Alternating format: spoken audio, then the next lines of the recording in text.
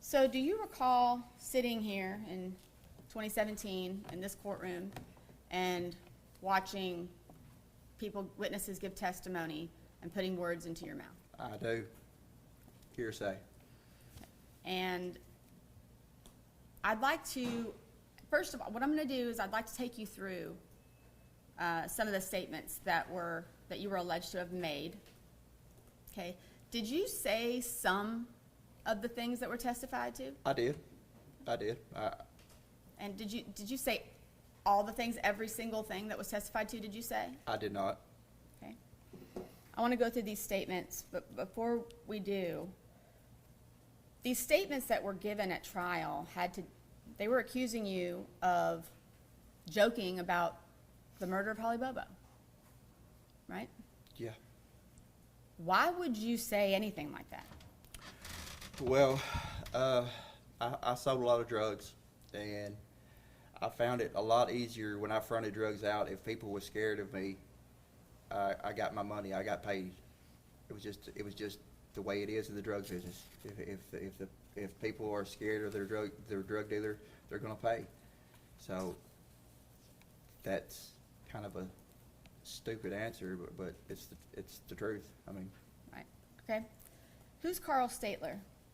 He was a friend that lived right below me. He went to school with my brother.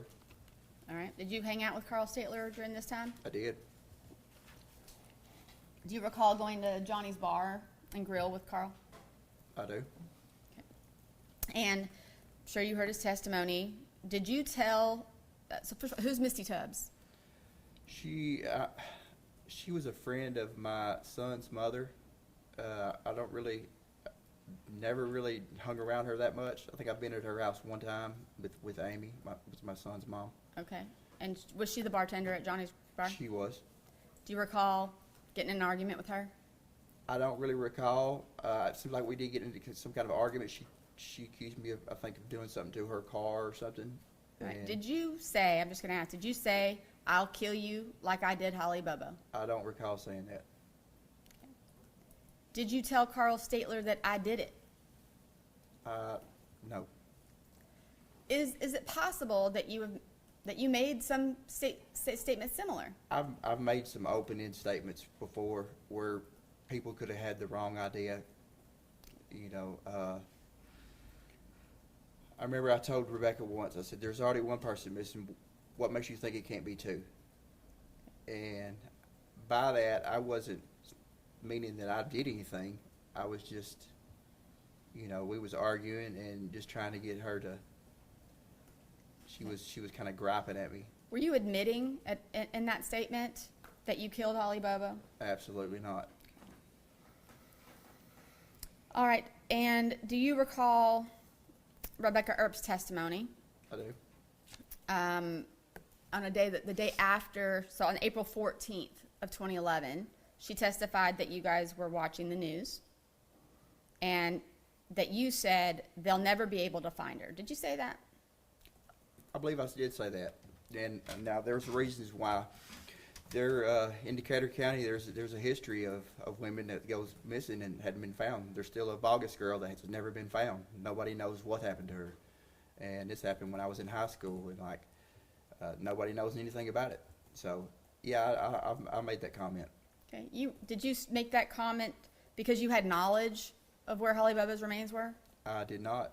I only made that comment because of the time period of the news interview, and it's just statistics. If the police doesn't find the person that goes missing, it's just statistics, and that's all I was stating. I guess I watched too many crime. You heard Rebecca Earp testify that you said that you would tie her up just like you did Holly Bobo, and no one would ever see her again. Did you say that? I don't recall making that statement.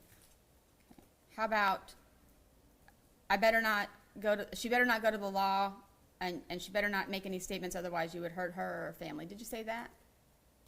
I may have said that. Okay. Was that you admitting to having anything to do with Holly Bobo? No. Was that you claiming to have any knowledge of the murder of Holly Bobo? No. Okay. How about around July of 2011, when you and Rebecca were at John Mitchell's house. She testified to that. Do you recall that? I do recall that. Okay, she said everything was ready to go in the back of the truck to be put under the Birdsong Bridge. And that you said, or I should say, you or John Mitchell said, they said that it was Holly's remains in these Tupperware tubs that were in the back of the truck. The only thing is that date. The date was, we wasn't dating at this time. This was after me and her broke up, and this was after me and her broke up, and I think she was seeing John. And I do recall that, and it had nothing to do with no remains. It was meth making material. We was just kind of, the way we was discussing it, we just didn't want to put our business out there. Okay. But with the way she took it, I guess she took it that way. But you never told her that it was Holly Bobo's remains in those tubs? I never told her it was Holly Bobo's remains. I never told her it was a meth lab. All right. Do you recall Victor Dinsmore testifying? I do. All right.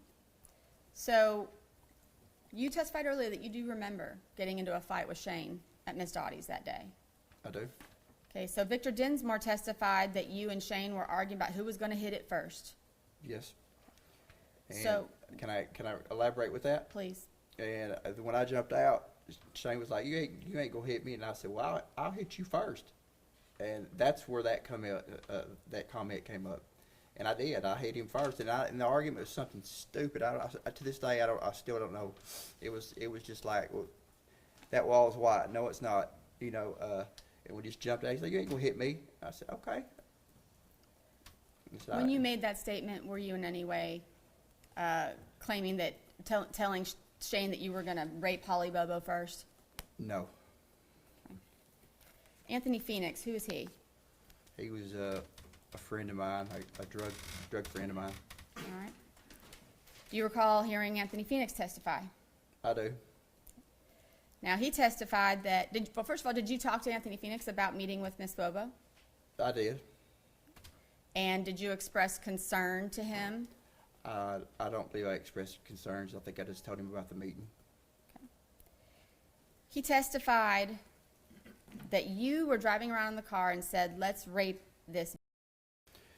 I did make that comment. I didn't say let's rape this. We was riding around, and he was needing some money. He was wanting to rob somebody's house. And anytime I've ever stole something, I've always gotten in trouble. And I could not get him to shut up about wanting to go rob somebody's house. He was wanting me to drop him off somewhere and pick him up. And I made the comment, well, if we're just going to do that, we might as well just go rape somebody. Because anytime I steal something, I always get in trouble. So that was, and after I said that, the wheels started turning his head, and I wasn't admitting nothing. I was just trying to get him off the track of going and stealing something, which he did. He didn't say nothing else about stealing nothing that night. So Did you say to him, "I couldn't have picked a prettier and it sure was fun"? I don't recall ever saying that. Okay. So at any point in time during your conversations with Anthony Phoenix, did you admit to raping or killing Holly Bobo? Never. Jamie Darnell, who's he? He's a local friend of mine that uses drugs. All right. And did you guys use drugs together? Yep. Okay. You heard him testify at trial. Yes. So he testified that you said about a knife that you were carrying. If you knew what that knife had done, that you would probably be afraid of holding the knife. Did you say that to him? I did. That's another situation where he kept bothering me. He was wanting to buy. I've got a knife collection of my dad's, and my dad had this guy named Perry Wingo to make these knives. He would make them, and I probably got about 25 or 30 of them. And I had one of these knives with me at the time, and he wanted to buy it. He kept bothering me to buy it. We was getting high, and he kept asking me it. And I just finally, that's what I said. If you knew what this knife done, you wouldn't want it. And after I said that, he didn't ask me no more to buy that knife. But the whole goal of that was just to get him. He didn't. When I told him no the first time, it's like he wouldn't listen. So I told him that just to get him to quit asking about it. Were you in any way implying that that knife had been used on Holly Bobo? No. How about his testimony that you pulled a pistol out and shot it over the top of his girlfriend's head out the front door? No. Did you do that? No. Okay. He also testified that that same night he had pushed you out the door and you broke down crying and started apologizing. Do you recall doing that? I do. And we was in his bathroom getting high, and at this time I was an intravenous user. I used a needle, and I tried to get him to shoot up that day, and he didn't want to. And after that, you know, I felt real bad because I tried to push that on him, and I apologized for that, you know, and that's what I. Okay, so you were not apologizing for something you did to Holly Bobo. No. And he also testified that you needed to clear your name, that you couldn't be coming back around his house, you needed to clear your name. And he said that you couldn't do that because you were too far involved into it and there was no way that you could do that. I did, and there's reasons. I thought he was talking about you need to clear your name as far as like being the local drug dealer, being the local drug user. And I told him I was too far in. I can't do that. Like, I was selling dope every day at this time. And yeah, I absolutely said that. But that was a mischaracterization. All right, so when you said that was there any implication from you that you had anything to do, that you were too far deep into Holly Bobo's murder? No, absolutely not. Corey Rivers, do you know who that is? I do know who that is. Okay, and you saw him testify. I did. So who is Corey Rivers? He was just somebody that was at Williamson County Jail in the pod that I was with. Okay. And does it sound about right that it was around sometime between April and June of 2016? That sounds about right. Okay. He testified that you said that you went to him and asked him if God would ever forgive you. Did you do that? Never. And he also testified that you told him that you and a couple of your friends got drunk and went into the woods with this girl. One thing led to another, and I was there for the worst of it. Did you have any conversation with Corey Rivers that was anything like that? No. Have you had conversations at all with Corey Rivers? I did talk to Corey. Okay. What did those conversations entail? I don't really recall. I may have told him what was going on, like what was going on with the case. You know, what the state was alleging. That's the only thing that where he, you know. Did you testify to him, or I'm sorry, excuse me, not testify. He testified that you said that the bottom side was found in one part of Tennessee and some other pieces was found in other places. Did you say that to him? I don't recall saying that. And that it had been chopped up? I don't recall saying that either. Did you at any time in any of your conversations with Mr. Rivers admit to killing, raping, or kidnapping Holly Bobo? Never. All right. How about Sean Cooper? Remember him? I remember Sean. Who's he? He was, so when I was at Chester County Jail, he was in the little room right there with us. I think there was 3 of us. Okay. Now, he testified that you asked him to tell your brother, Dylan, that if he doesn't keep his mouth shut, that you're going to put him in a hole beside her. I don't recall saying that. I do remember telling him that he needs to tell my brother. I think he had charges in Nobian County, and that's where my brother was being held. I said, well, you get up there, you need to tell my brother, Dylan Adams, he needs to keep his mouth shut because the lies he's telling has got me arrested for something I didn't do. Okay. Did you in any way admit to Mr. Cooper or imply to Mr. Cooper that you were involved in Holly Bobo's death? No. Okay. How about Jason Kirk? Do you know who that is? I think that was the other guy that was in there. All right. And so he testified that he overheard you tell Mr. Cooper that, will you give my brother a message for me? Tell him if he doesn't keep his fucking mouth shut, I'm going to plant him next to that bitch. Did you say that? No. Did you make any statements? You know, Mr. Kirk also testified that you were bragging about the bond that was put on you.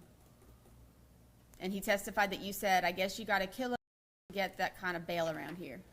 I don't recall specifically saying that, but I did make a comment about the bail being so high, and the way the judge, when I left the courtroom at Chester County, the judge made an announcement to the court that was the guy for the Holly Bobo deal. Like it was kind of a messed up little deal, but I got angry, but I don't specifically recall just saying that. Okay. Chris Swift. He was another person at Williamson County Jail. Okay. He said that you went up to him and asked him, would God forgive you? Did you ask him if? The only thing I talked to Chris Swift about was making meth and his meth use and stuff like that, but no. All right. So he testified that you told him that you weren't involved in the killing, but you were involved in the worst part of it. Never said that. Okay. And he testified that you told him about some boy who hung himself, and that he and his brother were involved, and your brother were involved in the killing. Did you mention anything to Mr. Swift about Shane Austin? I may have mentioned that Shane and my brother my brother was being charged, and Shane was a friend of ours, and he had hung himself. But other than that, no. Did you tell Mr. Swift that they were in the back room having sex with Holly? No. Did you tell Mr. Swift that something went wrong, and and that you were involved in the worst part of it? No. Okay. Did you tell Mr. Swift that as soon as the trial's over that you're going home, they didn't have a body and they didn't have a murder weapon nor a motive? No. All right.